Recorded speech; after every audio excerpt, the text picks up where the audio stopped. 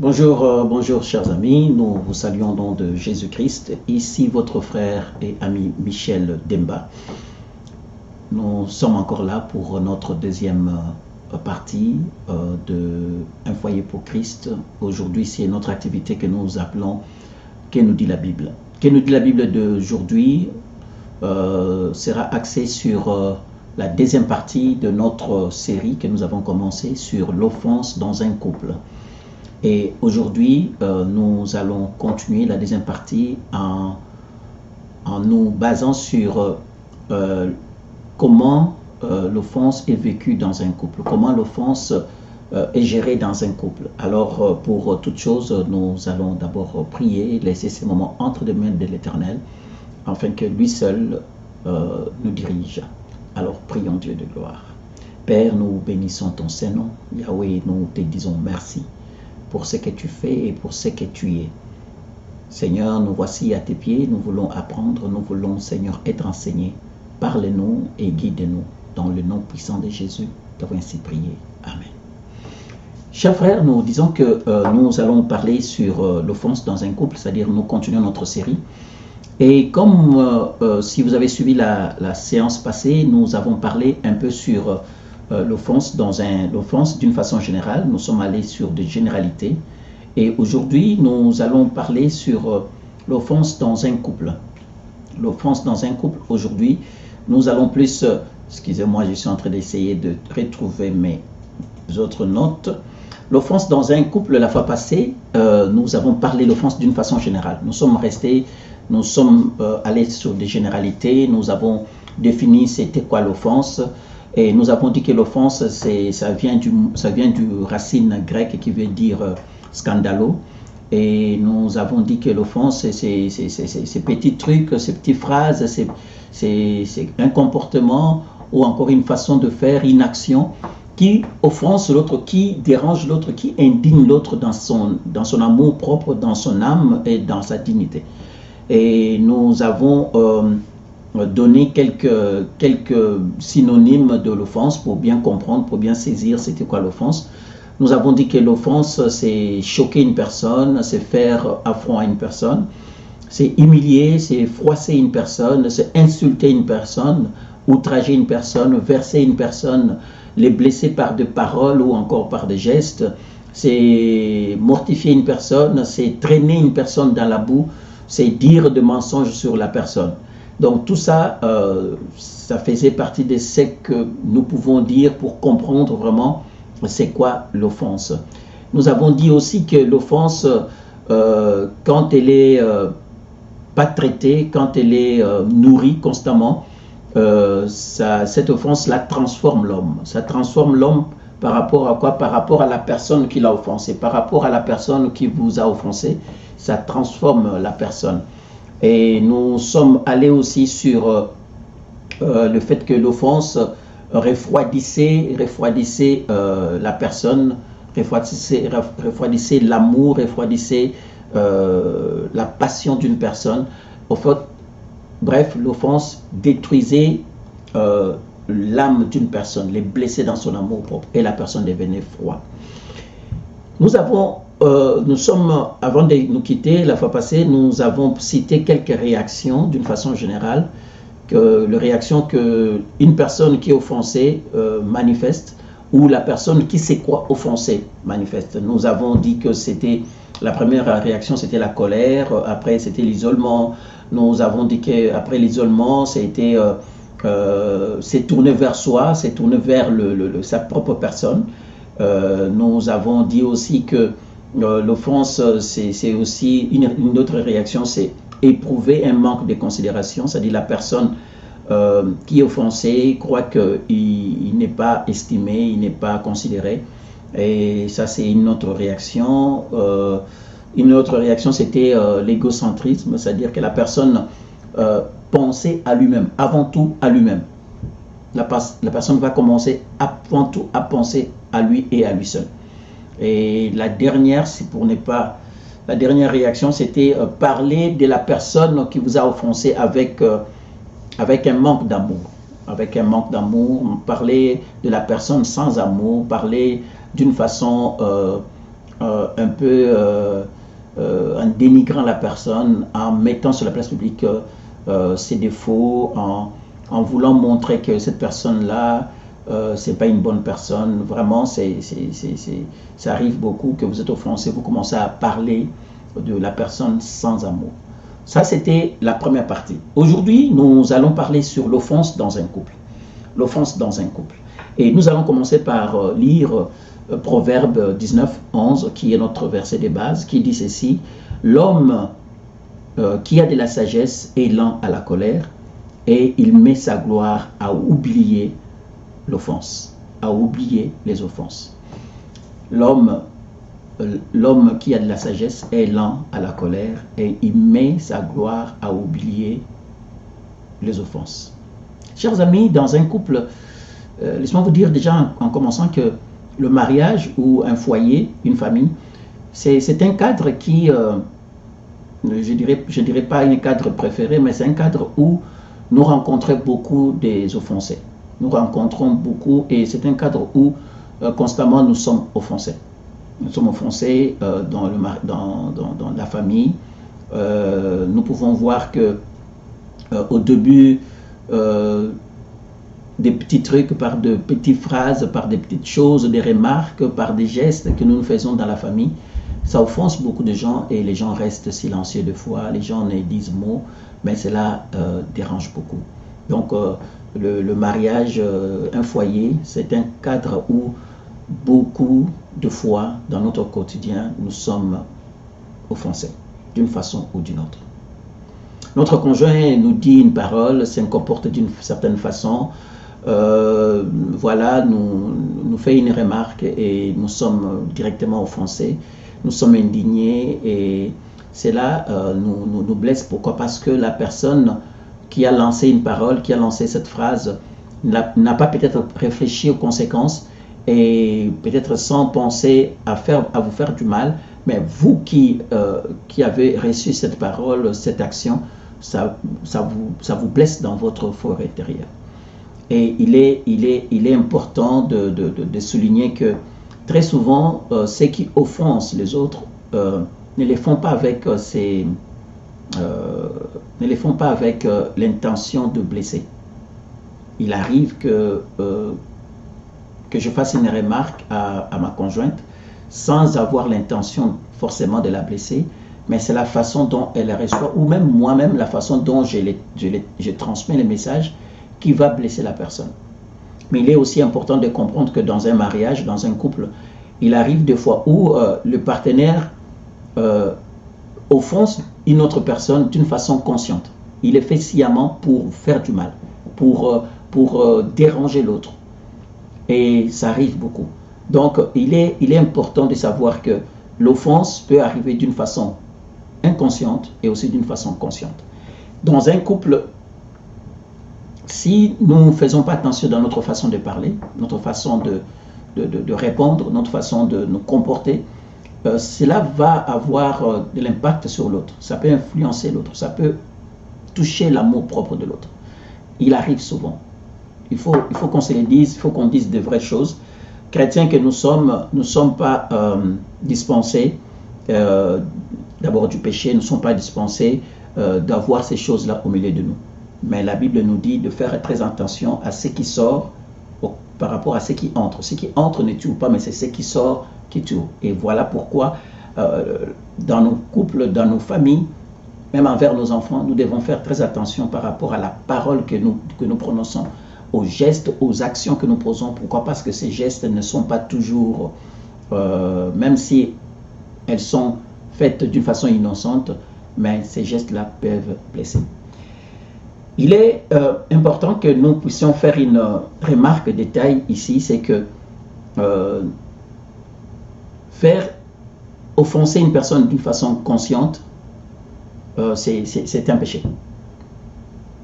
Je le fais consciemment que je vais la blesser, je vais la parler mal, je vais lui faire des remarques, c'est-à-dire on se prépare. C'est comme un crime qu'on dit préparé d'avance. On dit ce soir je vais la parler, elle va me sentir, je vais la parler. Ça c'est très mauvais. Ça c'est un péché. C'est un péché. ce qu'on appelle crime prémédité. C'est un péché. Vous méditez de faire du mal. C'est un péché.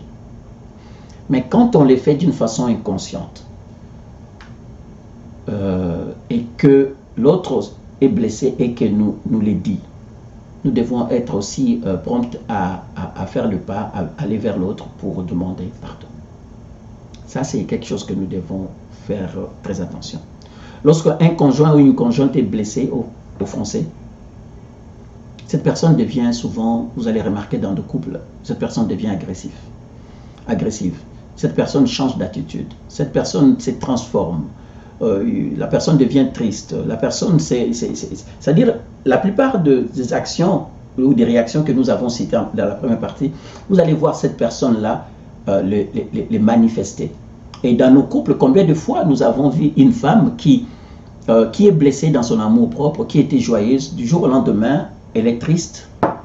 Du jour au lendemain, elle est tout le temps dans sa chambre. Du jour au lendemain, elle devient maussade, agressive, elle change. Et quand on ne tire pas attention, on croit peut-être que non, bon, c'est un mauvais moment qu'elle passe. Mais quand vous la connaissez très bien, vous allez à chercher profondément, vous allez voir que cette personne a été blessée par une parole, a été blessée par un geste, a été blessée par un comportement, a été blessée même par une phrase qui est sortie comme ça et la personne est blessée. Vous savez, quand on n'a pas la maturité spirituelle, la maturité de décider de ne pas être offensé, et que quand on est offensé, on prend le temps de nourrir l'offense qui est en nous, parce que l'offense, comme nous l'avons dit, c'est une forme d'hameçon, un appât que l'ennemi jette, et quand cet appât-là arrive à nous emprisonner, nous arrivons, c'est là où la transformation même de notre personne commence. Je prends un exemple.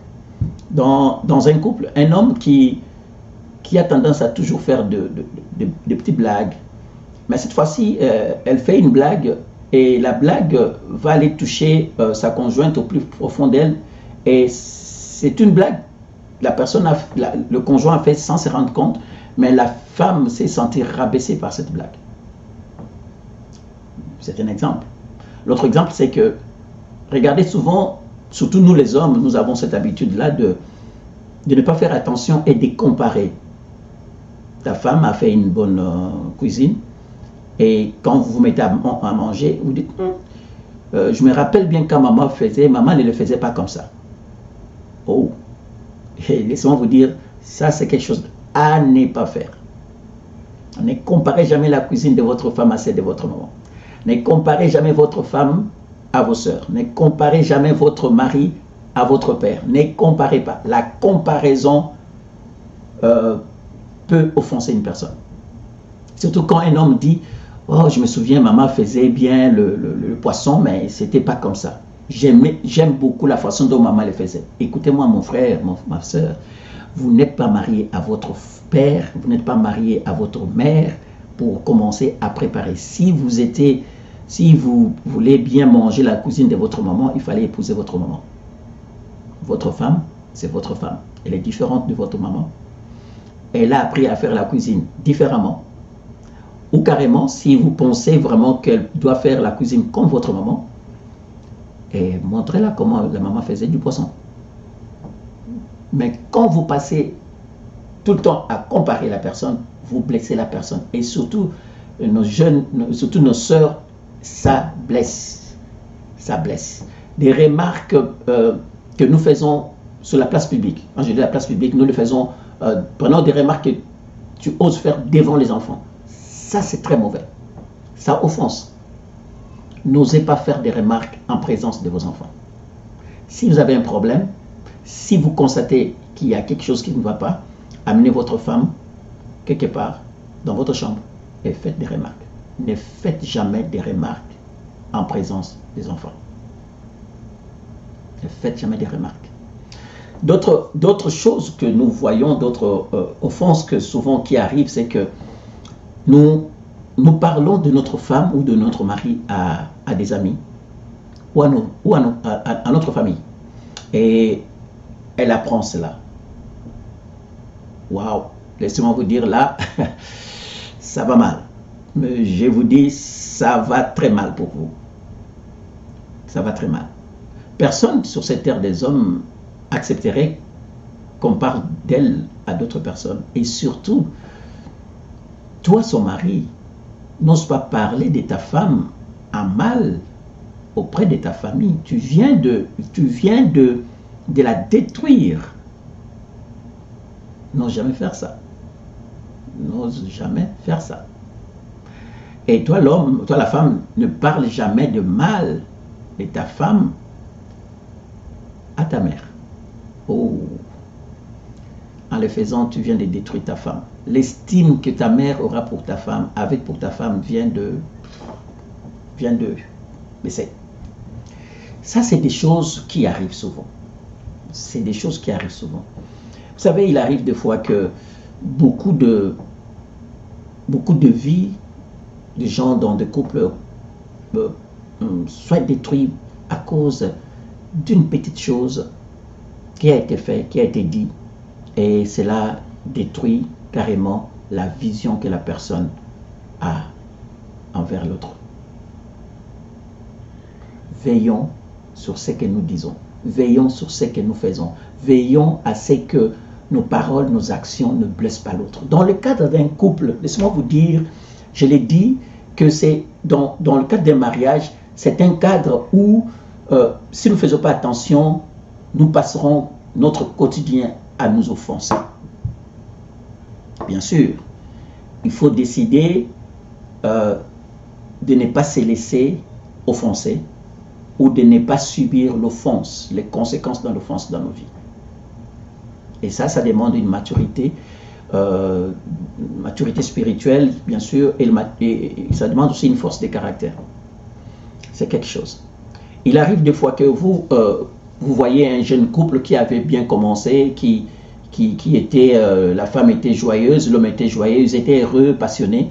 Tout d'un coup, vous voyez que c'est comme s'il y a eu un shift, ça a shifté, tout devient bizarre, ils ne se parlent plus, vous voyez que vous pouvez voir que dans ces couples-là, il y a quelque chose qui ne va pas, la femme est fade. Des fois, vous pouvez voir cette femme qui était rayonnante, vous la voyez directement, il y a même des femmes même des hommes, quand elles sont blessées dans leur amour propre, vous voyez, il y a une forme de manifestation sur la peau.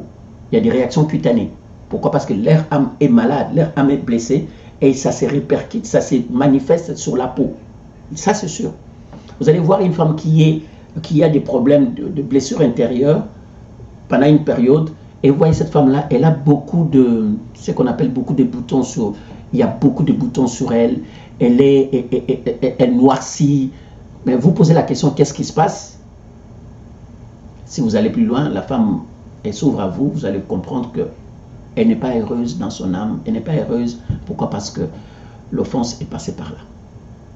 Ça, c'est pas propre seulement aux jeunes couples, vous allez voir même de vieux couples qui, au début, tout allait bien, tout se passait correctement, il n'y avait pas de problème, c'était un couple modèle, mais tout d'un coup, vous voyez que c'est monsieur qui appelait sa femme chou, encore la femme qui appelait son mari chéri, vous commencez à voir qu'il appelle par le nom. Albert ou Thérèse, le chou et les carottes, s'il faut dire, sont partis. Quand vous analysez, quand vous parlez avec, vous allez voir soit l'homme qui te dit ma femme m'a manqué du respect, ou la femme qui dit non, mon mari ne me considère pas, elle prend des décisions sans me consulter. Ça aussi, c'est une forme d'offense. Vous êtes dans un couple, c'est pour le meilleur et le pire, vous êtes ensemble, vous dirigez, mais quand l'autre prend des décisions sans consulter son partenaire, elle prend des décisions, surtout des grandes décisions de la famille, sans consulter l'autre. Il y a l'autre qui se sent un peu délaissé, qui se sent un peu mis de côté, et ça offense. Surprenant, je prends un exemple. Vous avez un projet d'acheter une maison et l'homme ou la femme conclut l'affaire sans poser l'autre des questions s'il aime ça ou il n'aime pas ça. Est-ce qu'il aime cette maison? L'autre arrive directement et dit non, j'ai trouvé la maison, j'ai conclu et il te reste à signer. C'est une forme d'offense que vous venez de faire. Qu'est-ce que je suis? Il y a des femmes qui vont poser la question, qui suis-je dans cette maison? Est-ce que je fais partie de la décoration ou je suis ta femme? Chers amis, l'offense dans un couple, et je pourrais dire que elle est tout le temps là, quand nous ne veillons pas sur ce que nous disons. Une femme un homme qui ne voit pas clair dans la gestion, et quand elle pose des questions, elle n'a que des réponses courtes, ou encore on ne donne pas plus d'explications. Ou on lui fait sentir que c'est bon, j'ai tout fait. Tu n'as pas posé des questions, tu n'as pas t'inquiéter. Oui, je dois m'inquiéter. Si nous sommes nous deux des partenaires, tout ce qui s'est fait dans la maison, je dois être au courant. Alors vous comprendrez que l'offense dans un couple, elle est plus vaste, elle est au quotidien que prenons à l'école, prenons au travail. Tu vis avec une personne qui ne sait pas contrôler ses paroles, sa langue, laissez-moi vous dire, vous serez tout le temps offensé. Tu vis avec un homme qui ne sait pas contrôler ses actes, laissez-moi vous dire, vous serez tout le temps offensé. Alors, dans un couple, l'offense, elle est permanente si nous ne faisons pas attention à ce que nous disons, à ce que nous faisons, à ce que nous posons comme acte. L'offense détruit beaucoup de couples. Alors, quels sont, peut-être j'en ai cité, mais quelles sont les offenses qui sont souvent reproduites dans des couples? Là, nous parlons sur le sort des offenses dans un couple. Parce qu'avant, nous avons donné un peu une généralité dans un couple, comment les offenses peuvent être vécues. Mais là, nous allons citer quelques offenses que nous rencontrons beaucoup souvent dans des couples. Nous allons lire Cantique des Cantiques 2,15 qui dit ceci. Prenez-nous le renard, le petit renard qui ravage les vignes, car nos vignes sont en fleurs. Ici, le roi Salomon parle des renards, de ces petits renards qui ravagent nos vignes, et nos vignes sont en fleurs. Nos vignes, c'est notre mariage. Le vigne, c'est notre foyer, c'est notre couple. Le petit renard, c'est ces petites choses qui arrivent, c'est des petites choses que nous produisons souvent, qui, quand on ne fait pas attention, ces choses viennent briser notre mariage, vient détruire notre mariage. Chers amis, il ne suffit pas seulement que ne vous attendez pas que l'offense soit quelque chose d'une certaine grandeur. Non, des petites choses. Un manque de merci. Vous venez de manger, on vous a fait une bonne cuisine, vous vous levez sans dire merci. À ce que je sache, ce n'est pas une travailleuse, ce n'est pas une cuisinière que vous avez engagée qui a préparé. La simple des choses, quand vous aviez mangé, merci chérie, c'était très bon.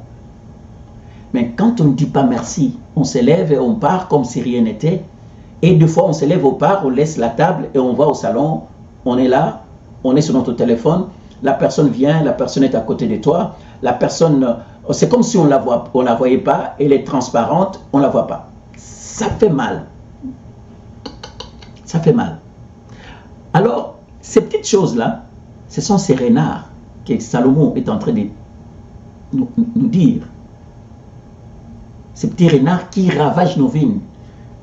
Chers amis, nous avons des petites choses auxquelles nous devons faire très attention dans nos couples qui souvent sont à la base de la destruction, sont à la base de ce qui amène nos couples à refroidir, donc qui amène l'atmosphère de nos maisons à refroidir, à changer. comment te comportes-tu envers tes enfants? Comment te comportes-tu envers ta femme? Ces petits renards, quels sont ces petits renards? Premièrement, nous avons un manque d'attention. Il y a de ces femmes, il y a de ces hommes qui ne portent pas l'attention sur l'autre. Nous sommes comme deux voisins, nous sommes comme des colocataires. Et bon, bien habillé ou pas bien habillé, ça ne me dit absolument rien. Pas de... On ne dit pas un mot, on ne dit pas à l'autre que tu es bien habillé, et ça passe. La femme peut être bien habillée pour attirer ton attention un samedi, un dimanche, et pour vous, ça ne veut dire absolument rien. Et la femme elle sent qu'il n'y a pas d'attention. Elle change une nouvelle robe, elle passe devant vous. C'est comme une voiture 1967 qui vient de passer et ça ne vous dit absolument rien. Chers amis, pour le maman, pour nos conjoints, ça fait mal. Elles aiment qu'on apprécie. Quand elle s'est bien habillée, quand elle est bien maquillée, qu'on apprécie. Et quand on ne le fait pas, quand on n'a pas d'égard, on n'a pas d'attention portée sur son partenaire, ça fait mal. Le mari sort le matin et il fait exprès de voir si on va... Vous savez, l'être humain a besoin qu'on lui dise que « Oh, waouh, tu es belle, tu es beau, tu es bien habillé ».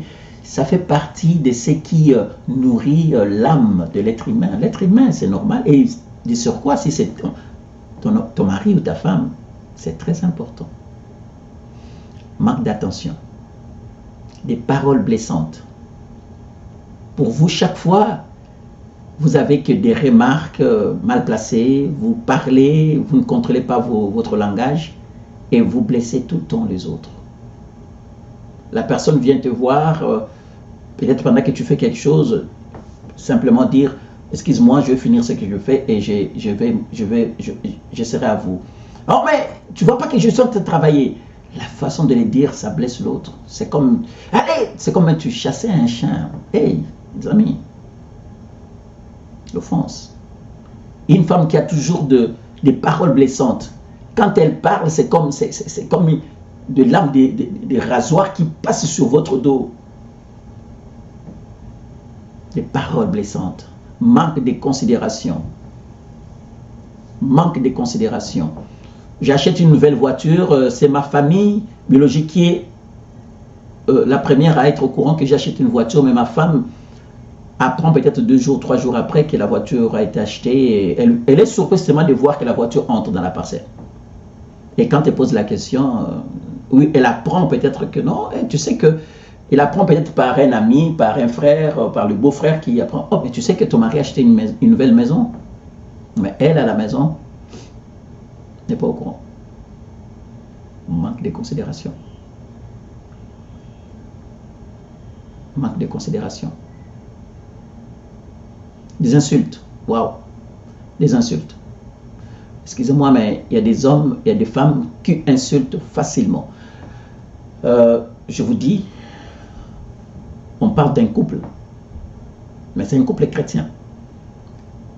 Il est temps que nous soyons honnêtes pour dire que être chrétien, ce n'est pas parce qu'on va à l'église. Être chrétien, ce n'est pas avoir une carte d'une église, de membre d'une église. Être chrétien, ce n'est pas être présent tout le temps à l'église, prier en langue. Non, non, être chrétien, c'est avoir le caractère du Christ. Être chrétien, c'est marcher comme Christ. Être chrétien, c'est aimer comme lui, penser comme lui. Être chrétien, c'est avoir le caractère de Christ imprimé en nous. Mais ces choses, s'ils sont au milieu de nous, aussi longtemps que nous sommes sur cette terre des hommes, laissez-moi vous dire, nous tendons vers la perfection.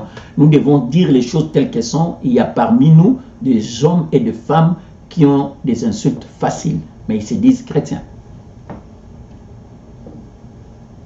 S'ils n'ont pas d'insultes faciles, mais ils ont une façon d'insulter qui est un peu cachée. Pourquoi tu fais des choses comme bête? Pourquoi? Vous voyez? Et il ne te dit pas que tu es bête, mais il dit, mais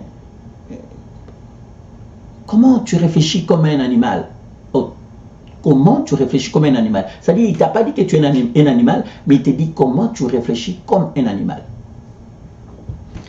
Ça, c'est des insultes, des comparaisons, nous venons de le dire, les dénigrements. Ça, ce sont des offenses que nous rencontrons dans des couples. Dénigrement,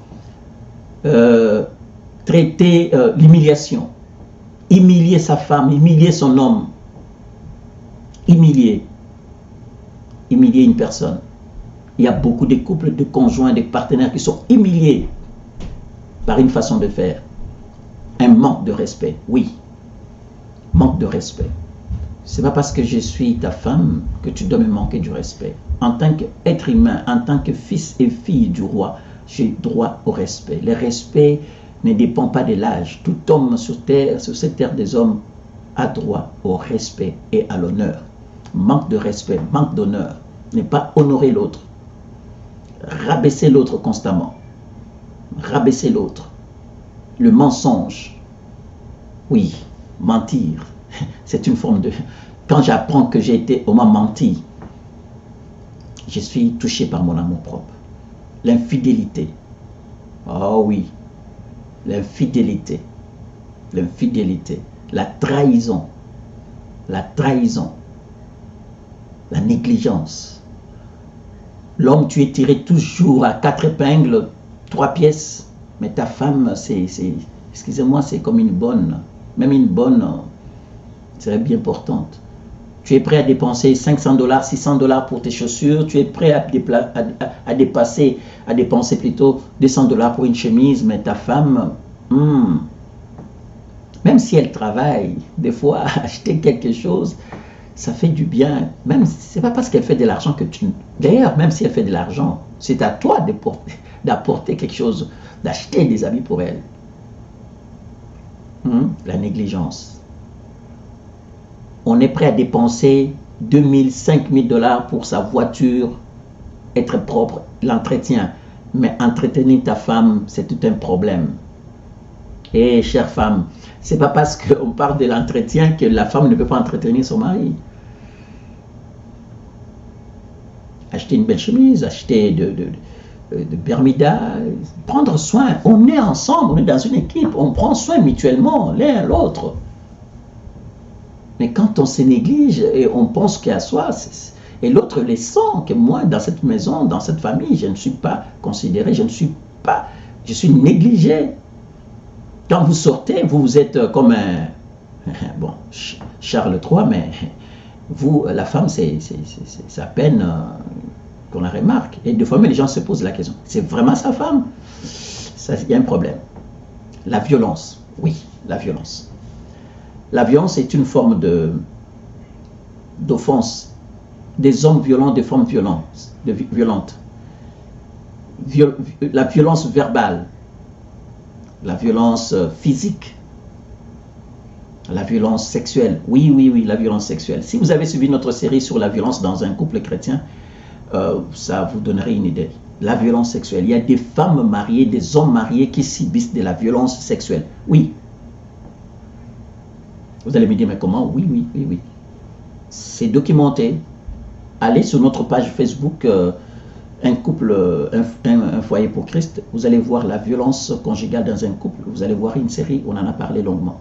La violence conjugale. La violence économique.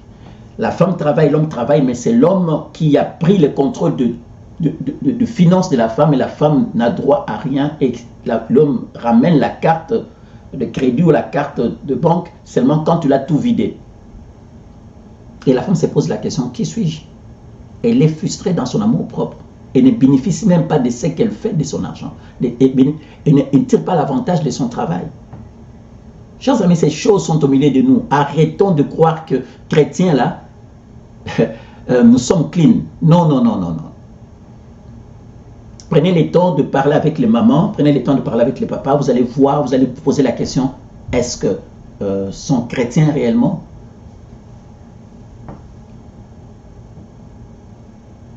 La chrétienté aujourd'hui, c'est un passeport que beaucoup de gens portent pour passer clean. Non. Soyons honnêtes devant les hommes et devant Dieu. C'est comme ça que Dieu va nous aider à extirper ces mal au milieu de nous. Si nous faisons attention de croire que nous sommes parfaits, on est corrects, ces choses vont rester encore au milieu de nous.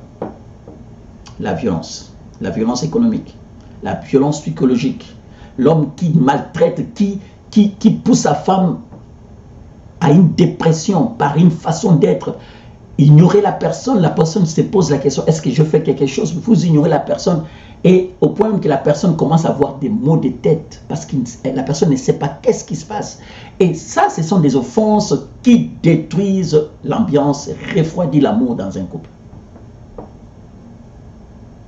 Ma prière est que le Seigneur nous aide, nous donne la force nécessaire pour surmonter toutes sortes d'offenses dans nos couples, qui empoisonnent la vie de nos couples. Vous savez, l'offense dans un couple, il y a des sources aussi de ces offenses-là qui sont des sources lointaines, qui sont des sources, je dirais, anciennes. Une fille et un homme qui a vécu dans une famille où le père était violent, le père était tout le temps en train de lancer des insultes, le père était tout le temps en train de dire, de faire des remarques d'une façon déplacée. Cette personne qui a été blessée dans son enfance, et quand cette personne se marie et qui la personne n'a pas arrivé à guérir ses blessures antérieures, quand il arrive dans un mariage, et il suffit d'un petit truc, de ces petites piques, d'une petite chose, et cela va les réveiller, va encore réveiller la blessure d'autrefois. Il y a beaucoup d'hommes, beaucoup de femmes qui se marient, mais qui ont des blessures intérieures. Chers amis, avant de vous marier, vous êtes encore jeune fille ou jeune garçon, ou avant de vous marier, si vous savez que vous avez des problèmes de l'âme, des blessures de l'âme, il est important de voir vos conducteurs spirituels, vos pasteurs, afin de vous aider à aller vers une guérison. Sinon, vous serez un candidat idéal pour être offensé tout le temps et offenser les autres. J'ai toujours dit, un blessé de guerre, s'il n'est pas guéri, il va blesser les autres. Alors, les couples doivent parfois traverser, vous savez, dans nos couples de foi, quand nous traversons des problèmes difficiles, ces problèmes sont des épreuves, vont faire des pressions sur notre âme.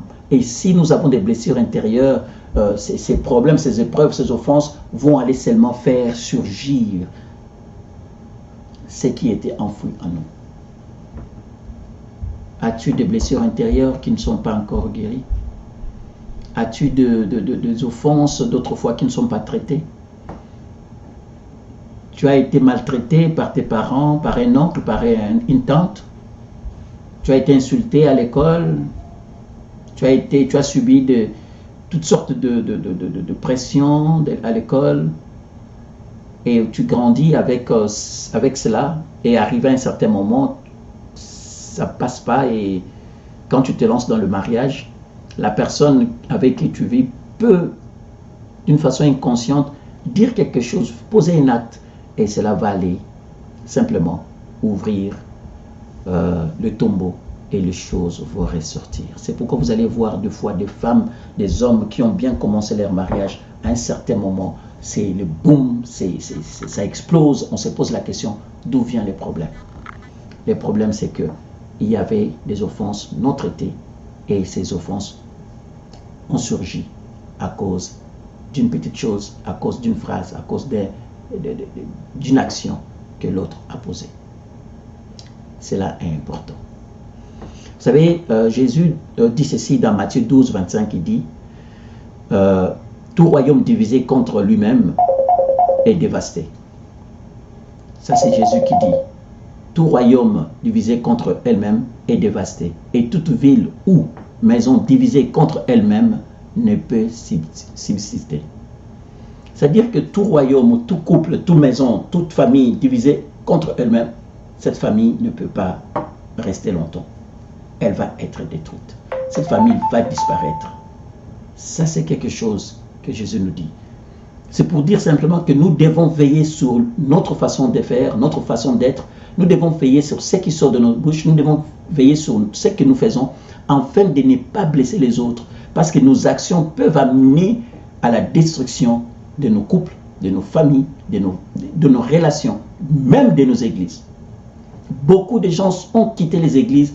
Pourquoi? Parce qu'ils n'avaient pas la capacité nécessaire de supporter les offenses et de passer à travers. Et carrément, ils ont dit, bon, je pars parce que j'ai été offensé. Pourquoi? Parce qu'on ne tire pas attention. Vous savez, la personne qui est offensée a les devoirs. Je dis les devoirs. La personne doit tout faire pour ne pas laisser les offenses marquer sa vie. Mais toi qui es en face de la personne, tu dois contrôler sa bouche. Tu dois contrôler ta langue pour ne pas offenser les autres. Tes actions pour ne pas offenser les autres. Sa façon de te comporter, ne pas offenser les autres. Nous devons, quand on dit que nous devons veiller l'un pour l'autre, c'est ça aussi. Je dois veiller à ne pas blesser. Je dois veiller à ne pas offenser l'autre. Et dans nos couples, nous devons veiller. Ce n'est pas parce que nous sommes mariés que nous devons ramasser tout. Nous devons avoir sur nous tout ce que l'autre fait de mal. Non. Nous ne demandons pas aux gens de supporter le mal. Aujourd'hui, nous le mettons en public. Pourquoi? Parce que nous devons chercher comment faire face à ces choses. L'impact de l'offense dans un couple. Vous savez, l'impact de l'offense dans un couple, la finale, c'est la destruction d'une famille, la division, le divorce. Vous allez voir dans un couple où l'homme et la femme vivent comme des locataires, chacun pour soi. Et quand vous analysez, vous vous asseyez avec eux, vous analysez, vous allez voir que il y a des offenses en cascade qui n'ont pas été traitées et finalement chacun a décidé, bon, on est chrétien, on peut pas se séparer, mais on vit ensemble, mais chacun vit pour soi. Il y a des couples mariés mais qui vivent en isolement. La séparation. On vit ce même toit, tout le monde sait que nous sommes mariés, mais quand le soir nous allons dormir, chacun prend sa chambre gauche, l'autre prend la chambre droite. Nous sommes séparés. L'infidélité. L'infidélité et l'impact est dû, il y a des infidélités qui sont dues à l'offense non traitée et l'homme ou la femme va trouver le repos, il croit qu'il va trouver le bien-être, l'apaisement ailleurs. Le refroidissement sentimental. Je suis tellement offensé tout le temps, ça refroidit le côté sentimental, le côté émotionnel de la personne est refroidi. Ça, c'est au niveau des impacts. Le manque de communication. Il y a des couples qui ne communiquent plus. Pourquoi? Parce que tellement l'offense est passée par là, ça n'a pas été traité. Quand l'autre demande à ce qu'on va s'asseoir pour parler, l'autre dit je n'ai pas le temps, je ne veux pas en parler. Et la communication, l'éloignement, on ne communique plus, on s'éloigne. Plus on s'éloigne, plus on se sépare. Plus on se sépare, on divorce.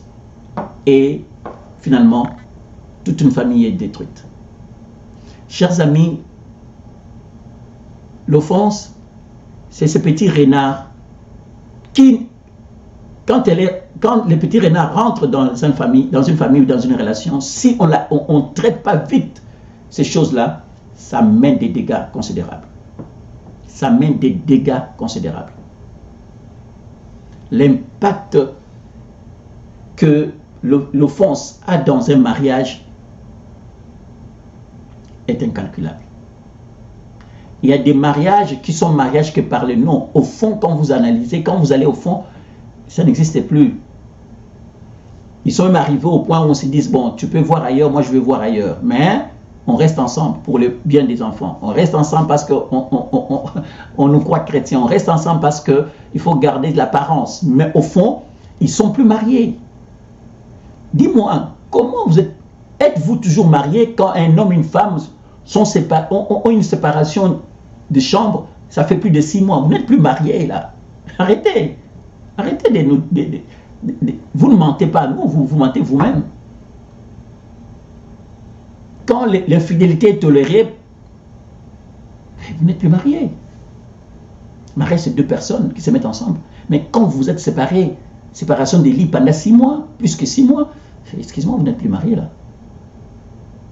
L'infidélité, manque de considération. Aujourd'hui, beaucoup d'entre nous, nous vivons des mariages, si nous ne faisons pas attention, qui sont presque finis, au fond, mais l'apparence est toujours... C'est comme des tombeaux blanchis. Nous pouvons mettre toujours de la chaux ou encore de la peinture blanche tout le temps, Mais au fond, la personne qui a été enterrée est déjà pourrie et dégradée. Veillons sur ce que nous faisons dans nos couples. Cantique des cantiques, je reviens toujours là-dessus. Ces petits renards. Les petits renards posent des conséquences. Ils ravagent des vignes. Ne vous laissez pas ravager. Ne laissez pas votre couple, votre mariage être ravagé par des petits renards. Les petits renards sont des petits trucs, sont des petites façons, des actions, sont des choses que vous faites tout le temps, que vous croyez que c'est bon. Mais l'autre, ça le dérange et on garde silence et ces choses nous détruisent. L'offense, nous avons dit, c'est comme un absent, un appât que l'ennemi envoie à travers des circonstances, à travers une personne. Et quand nous sommes pris au piège de l'offense, laissez-moi vous dire, il faut tout faire pour vous en sortir. Il faut tout faire pour traiter l'offense. Tout faire pour traiter l'offense.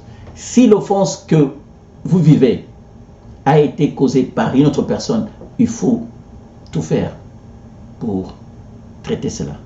Mais il y a aussi ceux qui sont offensés par eux-mêmes. Ils sont offensés par eux-mêmes. La personne s'est fait à l'idée que, vous savez, il y a ces personnes-là qui veulent avoir l'attention des autres. Alors, quand ils n'ont pas l'attention, ils s'offusquent eux-mêmes, ils s'offensent eux-mêmes. Pourquoi? Parce qu'ils ont un jugement dans leur tête que je ne suis pas aimé. Vous avez un jugement dans votre tête que je ne suis pas considéré. C'est-à-dire qu'il y a l'offense proprement dite, il y a aussi l'offense qu'on s'est fait de nous-mêmes, par le jugement que nous portons par nous-mêmes. Ah, pourquoi il a parlé comme ça? S'il parle comme ça, c'est qu'il ne m'aime pas. Pourquoi il a dit ça? Vous faites des idées. Vous êtes là, vous êtes un maître dans la réflexion de vous faire des idées. Ça, c'est aussi une forme d'offense. Vous passez votre temps à analyser de faits et gestes, des petits mots, des virgules dans une phrase que votre mari a dit. Même quand elle fait tu restes là à ruminer. Pourquoi elle a dit? Pourquoi elle a fait Pourquoi? Tu cherches à savoir pourquoi le là, c'est quoi la raison d'être et tu t'es fait l'idée que s'il a fait le là, c'est parce que je ne t'ai pas bien habillé. S'il a fait le là, c'est parce que la personne est en train de manger. Elle fait pourquoi tu as fait le Et j'ai le droit de faire oh, est-ce que c'est pas bon ma nourriture? Non, je t'ai pas dit que ma nourriture n'était pas bonne. Mais c'est toi qui t'es fait l'idée parce que j'ai fait tu crois que... C'est-à-dire, ça c'est... Et tu vas voir la personne offensée comme ça.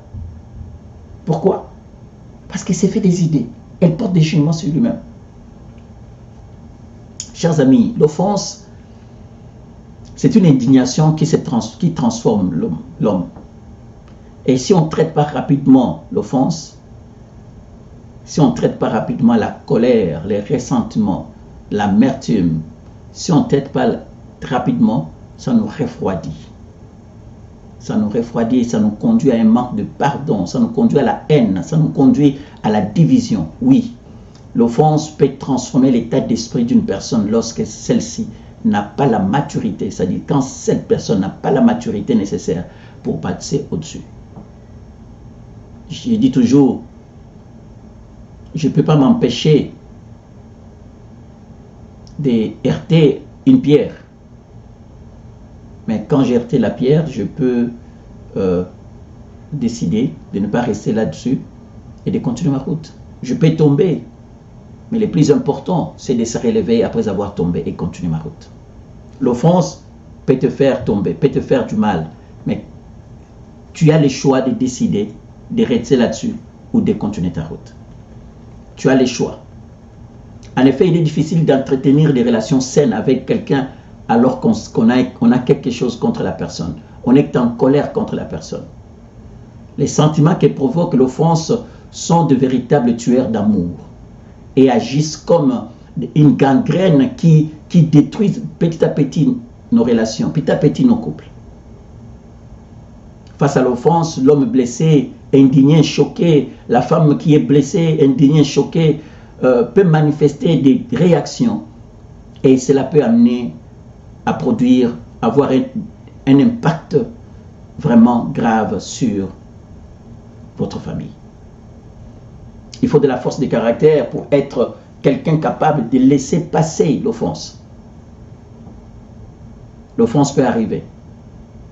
Il faut avoir une force de caractère pour décider de dire oui, je suis offensé mais je vais passer outre. Je vais pardonner. Je vais continuer. Il ne s'agit pas de se laisser faire. Il ne s'agit pas d'accepter cela. Mais il s'agit ici d'avoir la sagesse et la maturité nécessaires pour ne pas laisser l'offense noircir votre cœur, noircir vos relations, noircir la vie de votre couple ou amener à la destruction de votre couple. Car l'offense est à l'origine, chers amis, de beaucoup de séparations et de divorces. Beaucoup de mariages sont en difficulté aujourd'hui à cause de la façon dont les conjoints ont traité l'offense. Comment traitez-vous l'offense dans votre couple? Quand vous êtes offensé, comment agissez-vous? Gardez-vous silence? Isolez-vous ou vous restez dans votre coin pour dire que je ne veux plus parler? Et toi qui offenses les autres, tu as offensé ta conjointe ou ton conjoint et tu es au courant que j'ai offensé. Comment t'y prends-tu pour trouver la paix, chercher la paix? Est-ce que tu restes dans ton coin et tu te dis, bon, je suis le boss, je suis le roi, je suis le seigneur comme Abraham et je ne fais rien? C'est aussi une forme d'immaturité. Quand vous avez blessé l'autre et vous refusez d'aller réparer, c'est une forme d'immaturité. Immature, c'est lui qui prend le courage après avoir blessé l'autre et d'aller demander pardon. Vous savez, on est plus grand quand on demande pardon après avoir offensé une personne. On est plus grand. Mais on est petit et immature quand on reste dans notre coin, on dit « je ne fais rien ». On croit peut-être que c'est ça être un homme. Non, c'est pas ça être un homme. Être un homme, c'est celui qui prend les devants, qui, quand il a fait une bêtise, il prend les devants et il demande pardon. C'est ça être un homme. Beaucoup de couples sont en difficulté aujourd'hui à cause des offenses non traitées. Beaucoup de hommes et de femmes mariés sont aujourd'hui en colère contre leurs conjoints. Ils sont pleins de ressentiments, aigris, amers pour des petites choses. Cependant, nous devons prendre conscience du dégât que peut causer l'offense lorsqu'elle n'est pas traitée, lorsqu'elle n'est pas traitée correctement, lorsqu'on n'a pas pris le temps de changer les choses. Chers amis, nous devons changer les choses. Nous devons prendre le courage de tenir les taureaux par les cornes quand nous avons des choses comme ça dans nos couples et de corriger. Comment vivez-vous l'offense dans votre couple? Est-ce que vous laissez passer? Si vous laissez passer, laissez-moi un jour, ça va vous revenir en pleine face, comme la bave que vous avez jetée et qui vous revient. L'offense, il ne faut pas jouer. Ce sont des petits renards, mais qui font beaucoup de dégâts. L'offense. Quand vous êtes offensé, ne restez pas silencieux. Soyez sage pour savoir comment amener à résoudre ce problème. Et si vous êtes l'offenseur, il faut être aussi mature pour reconnaître que j'ai offensé et que je vais demander pardon. Veillons sur ce qui sort de notre bouche. Veillons sur notre comportement envers notre conjoint, envers notre conjointe. Veillons sur la qualité de la vie de couple que nous avons, en veillant sur soi, sur ce que tu dois faire et ce que tu ne dois pas faire. Être marié, être un homme, être marié, ça ne te permet pas de faire n'importe quoi et n'importe comment. Ce n'est pas parce que tu es marié, ça te donne tous les droits possibles de traiter l'autre comme un moins que rien. Non. Laisse-moi vous dire, vous êtes marié, la femme ou l'homme avec qui vous êtes marié, elle a été créée à l'image, à la ressemblance de Dieu vivant. C'est un fils, une fille du royaume. Alors, comme une fille ou un fils du royaume, elle a droit au respect, elle a droit aux égards, elle a droit à la considération, elle a droit au bonheur, elle a droit. Et vous, en tant que partenaire, vous devez veiller sur la qualité de la vie et protéger son âme pour ne pas être blessé. Que Dieu vous bénisse. C'était ça notre deuxième partie. Et prochainement, nous allons parler sur comment nous en sortir du piège de l'offense. Nous avons une méthode en 7 points que nous allons parler pour notre troisième partie. Et je suis sûr que Dieu nous aidera. Prenez soin de vous. Et si vous reconnaissez, pendant qu'on parlait, il y a certaines choses qui ont pris place dans votre cœur, dans votre couple, des offenses non traitées. Chers amis, n'attendez pas demain. Prenez le temps d'en parler et de trouver une solution. Que Dieu vous bénisse. Que la paix soit dans nos maisons. Que Dieu de gloire restaure ce qui a été détruit par l'ennemi et que nous soyons toujours de bons chrétiens, selon les caractères du Christ. C'était votre frère Michel Demba d'un foyer pour Christ et nous vous disons merci pour ce que vous nous avez suivis. Et aujourd'hui, nous avons parlé de notre deuxième partie sur l'offense dans un couple et nous avons vu certains points que nous pouvons revoir si nous avons besoin. Que Dieu vous bénisse et nous vous disons à la prochaine pour notre troisième partie. Que Dieu vous bénisse. Bye bye.